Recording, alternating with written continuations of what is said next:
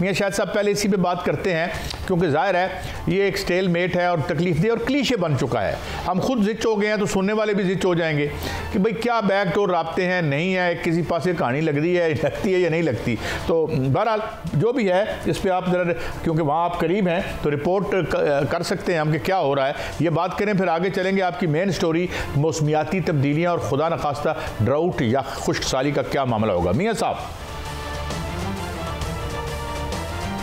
काज साहब का इस हवाले से जो बैकडोर राब्ते हैं वो तो जारी थे, लेकिन कल एक बड़ी पेशरफ्त हुई है, कल एक बड़ा पैगाम रसानी हुई है और पीटीआई के बड़े रहनुमा जो हैं वो बानी पीटीआई से मिले हैं और उस हवाले से वो रिपोर्ट भी हुआ। लेकिन उस हवाले से एक पैगाम था जो कि वो पैगाम लेके गए थे और उन्होंने पैगाम दिया कि जो नेशनल इशूज़ हैं, कौमी इशूज़ हैं, उस पर बानी पीटीआई जो है वो लचक दिखाएँ। और उस जो कि सबसे बड़ा इशू जो है पिछले दिन पार्लिमानी कमेटी का जो इजलास हुआ था कौमी सलामती पर, तो उसमें पीटीआई नहीं आई थी, अपोजिशन जमातें जो हैं वो नहीं आई थी। तो इस हवाले से कोशिश हो रही थी और ये पैगाम जो है वो वहाँ पर दिया गया और उससे पैगाम जो है वो उसमें बानी पीटीआई ने अच्छा जस्चर दिया है और इसमें जो पैगाम वापस आया और आके जो है वो हुकूमती हलकों में और मुख्तरा में जो पैगाम दोबारा वापस पैगाम लिया गया, तो वो उसमें बताया गया कि बानी पीटीआई जो है वो इस पर नीम रज़ा हैं, लेकिन उन्होंने कुछ तहफ़्ज़ात का इजहार किया है। बहरहाल वो पैगाम जो है वो आज हुकूमत को पहुंच चुका है और हुकूमत इस पर जो है वो गौर कर रही है कि नई ईद के बाद एक पार्लिमानी कमेटी का इजलास बुलाया जाए कौमी सलामती का और उसमें जो है पीटीआई को दावत दी जाए और पीटीआई उसमें जो है वो शिरकत करेगी। हुकूमत को ये यकीन है और इस हवाले से जो पैगाम रसानी हुई है उस पर हुकूमत जो है वो मुतमिन है। वो बाकी जो दीगर का अपोजिशन जमातें हैं उनसे भी बात की जाएगी और एक मुकम्मल कौमी लाहे अमल जो है वो बनाया जाएगा। वो तो ठीक है, जो कमेटी का इजलास होगा उसमें तमाम पार्टियां आएंगी, या हुकूमत को यकीन है। हम उम्मीद भी करते हैं हो जाए, लेकिन ये है कि कुछ ना कुछ आखिर में ऐसा होता है कि पता चलता है कि वहीं पे सुई जो है फंसी हुई है अडियाला जेल में। अच्छा मियाँ साहब, कुछ मुलाकातें भी हुई हैं, अमरीकी सफ़ीर से कोई मोहसिन नकवी साहब की मुलाकात हुई है, उसमें क्या इसकी यानी रस्मी मुलाकात थी या कोई ख़ास क्या इशू था? फिर आज तर्जमान ख़ारजा जो हैं वज़ारत ख़ारजा, उन्होंने भी एक प्रेस टॉक की है। तो ये दोनों को किस तरह पहले तो आप ये बता दें, ये सफ़ीर से मुलाकात का क्या मामला है?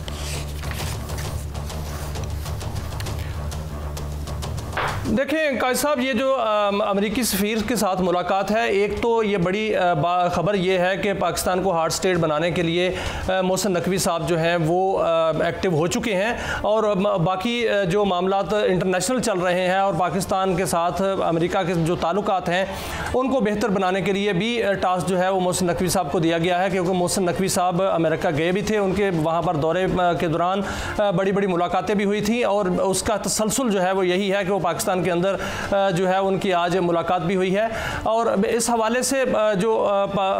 मुल्क के अंदर मामलात हैं और इंटरनेशनल मामलात हैं वो मोहसिन नकवी साहब को सुपुर्द कर दिए गए हैं और मोहसिन नकवी साहब जो है वो इस महाज को संभाल चुके हैं। लेकिन काज साहब, जो असल खबर है वो कुछ और है। वो ये है कि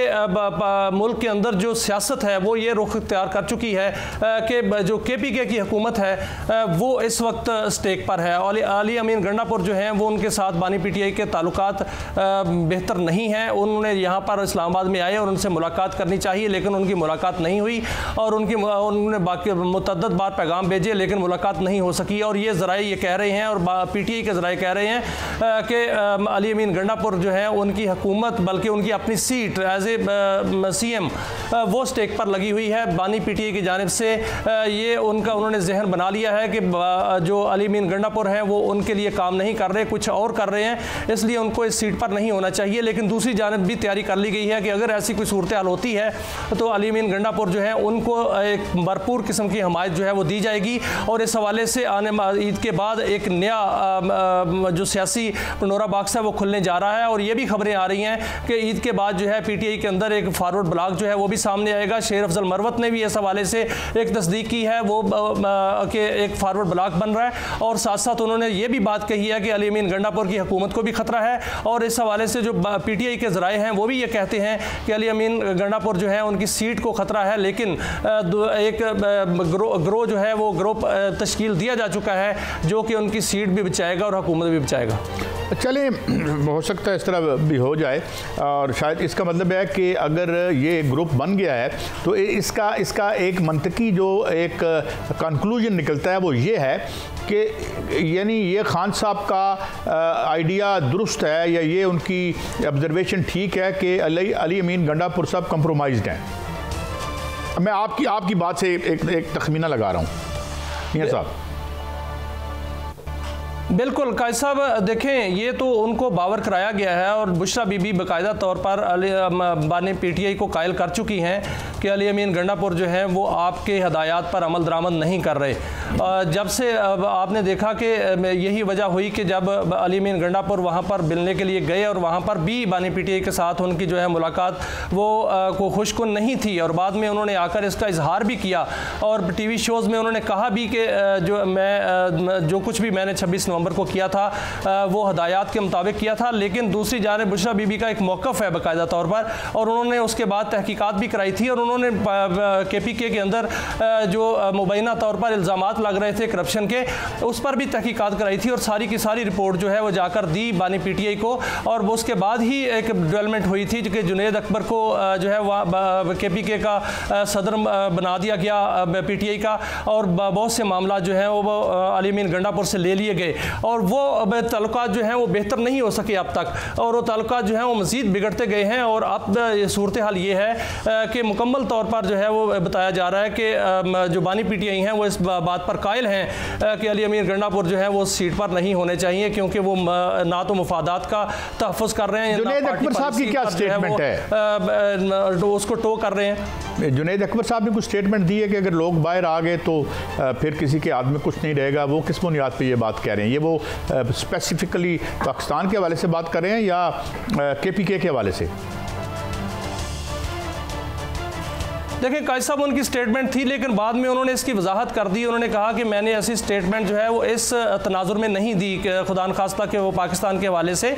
उन्होंने PTI के हवाले से दी कि जो पहले एहतजाज होते रहे हैं और उस हवाले से ये बात की जाती रही है कि वो एहतजाज नाकाम होते रहे हैं। और रात को शेर अफजल मरवत ने भी कहा कि अगर ये मामला इसी तरह चलते रहे और आगे हालात जो बन रहे हैं वो उसी तरह बन गए तो फिर PTI एहतजाज के काबिल नहीं रहेगी। और जो जुनैद अकबर हैं उन्होंने अपनी पार्टी के हवाले से ये उन्होंने कहा है कि मैंने बात की थी, मैंने कोई ऐसी पाकिस्तान के हवाले से बात नहीं की। उनकी कल वजाहत इस पर आ गई थी। जी ठीक है, पाकिस्तान की तो किसी को भी मुखालफत नहीं करनी चाहिए, ये है तो हम हैं,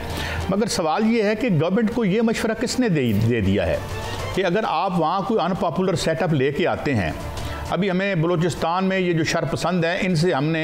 करना है, इनसे निमटना है हमने, और एक हार्ड स्टेट का जो है वो अभी उसका देखते हैं कैसे अनफोल्ड करता है। ज़ाहिर उस हवाले से मनसूबाबंदी भी यकीनन हो रही होगी, और शायद आज मोहसिन नकवी साहब जो मिले हैं वो भी इसी हवाले से जो दहशतगर्दी का मैनस है जो हमें सर उठाता नज़र आ रहा है और हम इसका सर कुचलना भी चाहते हैं। तो ये कौन मशवरे दे रहा है इनको कि भाई वहाँ आप लॉयल्टीज़ चेंज कराएँ इस तरह से? तो फिर फेडरेशन जो है उसको तो हमने इकट्ठा रखना है भाई। तो ये गवर्नमेंट को कौन मशवरे दे रहा है इस तरह के मियाँ साहब, जो कि भाई वो कर रहे हैं गवर्नमेंट, क्या फ़र्क पड़ता है वहाँ पे उनकी गवर्नमेंट? कैसा मशवरा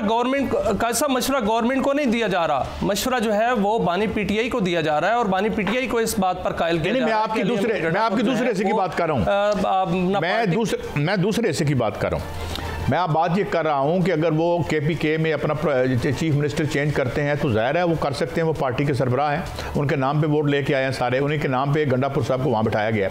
लेकिन अगर गंडापुर साहब की लॉयल्टी चेंज करा के वहाँ पे फॉरवर्ड ब्लॉक आप लेके आते हैं तो आप आवाम को अपने साथ जोड़े हैं, दूर क्यों करते हैं? यानी जिस तरह हमारे दोस्त कहा करते हैं कि ये जो पॉपुलैरिटी है ये स्टॉक एक्सचेंज की तरह होती है, कभी ऊपर चली जाती है कभी नीचे चली जाती है, आज ऊपर कल नीचे होगी। मगर हमारे कुछ परमानेंट इंटरेस्ट हैं, हमारी एक फेडरेशन है जिसको हमने हर कीमत पर इकट्ठा रखना है, ये तो हम चाहे किसी पार्टी में भी हों। तो अगर आप वहाँ पर लॉयल्टियाँ चेंज करा के ये करेंगे तो ये कितनी ये हिकमत होगी इसमें, जिससे पहले हम देख चुके हैं बलूचिस्तान के हवाले से। मगर चलें इस बात पर हम आगे चल के बात करते हैं।